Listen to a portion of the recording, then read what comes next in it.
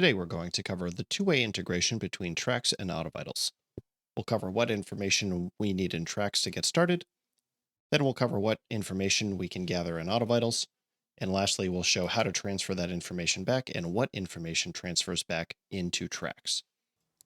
We'll start with a new estimate in Tracs, and the pieces of information we'll need to collect are general customer information, including name and phone number, generic year, make, and model, at least one labor line, and the last step is we need to change the status to repair order. After that, this will generate a tile in Autovitals. We'll go ahead and hit save and close and move over to the TVP. Now that we've got our tile created in Autovitals, we can assign this to one of our technicians in two ways. We can assign the technician in Tracs by selecting the technician for each labor line or by assigning the default technician. Or in Autovitals, we can simply drag this tile to the corresponding technician that we want to assign this vehicle to. In this example, we'll assign this to Mike Miller. We'll get a pop-up confirming that we want to set Mike Miller as the default technician and assign him to all labor lines. All we need to do is hit apply. That tile will then move from the No Tech column over to Mike's column and will correspondingly appear on his tablet. He can now access this repair order and start the inspection process. On the technician's tablet, they can now sign in for the day, and we can see that the one repair order that we've assigned to this technician is visible on his active vehicles page. The first steps that the technician can do from here is to take a profile photo, scan the VIN number, and enter the odometer, as well as add a license plate number. Now, if we click on this tile, we'll now access the repair order, where we can see all the labor lines that we've been assigned and that have been approved. And the first thing we're going to do is add a note to this labor line in the customer notes field.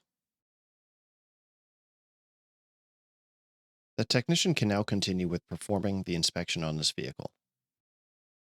In this example, we'll go ahead and select several recommendations that are mapped to can jobs in Napa Tracs, so we can see how they transfer to the work order automatically during the estimating process. Now that we're done with the inspection portion, we'll move back to the Today's Vehicle page. On the repair order, we can see that the technician has marked the inspection labor line complete and has added a customer-facing note. We can see this needs approval, indicated by the red question mark. The fastest way to authorize a customer-facing note is the Notes image editor. Using this box at the top, we'll filter to all unapproved messages and give you a highlighter to show where to approve those notes. We'll do that now and close out of the editor. We'll show in a little bit how we can transfer that note over onto Tracs. Now that we've gathered all the transferable information on the work order, we'll quickly move to the inspection sheet to take a look at those canned jobs that we recommended.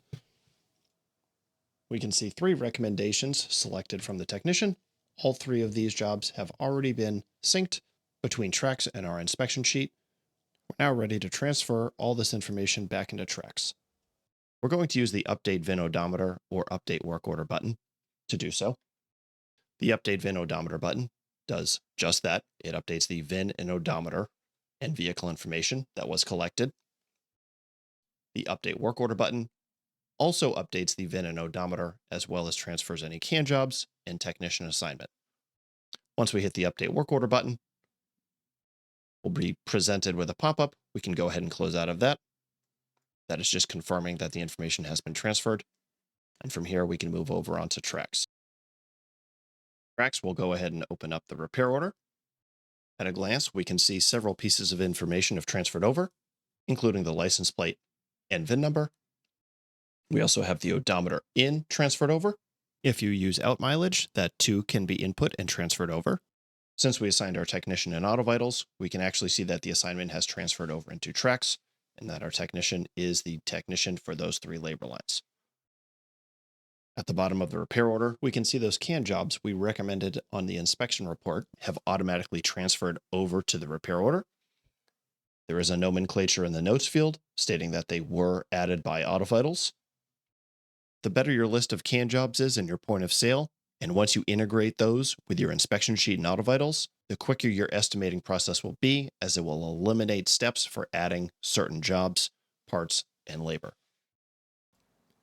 Lastly, if we click on the notes field on the inspection labor line, we can now see the note that was added to that labor line has transferred over. That concludes our Autovitals Tracs 2A integration. We've covered what information we need in Tracs to populate a tile in Autovitals, what information and how to collect that information, then how to get that information transferred back into Tracs. I hope this has been helpful. Thanks for watching.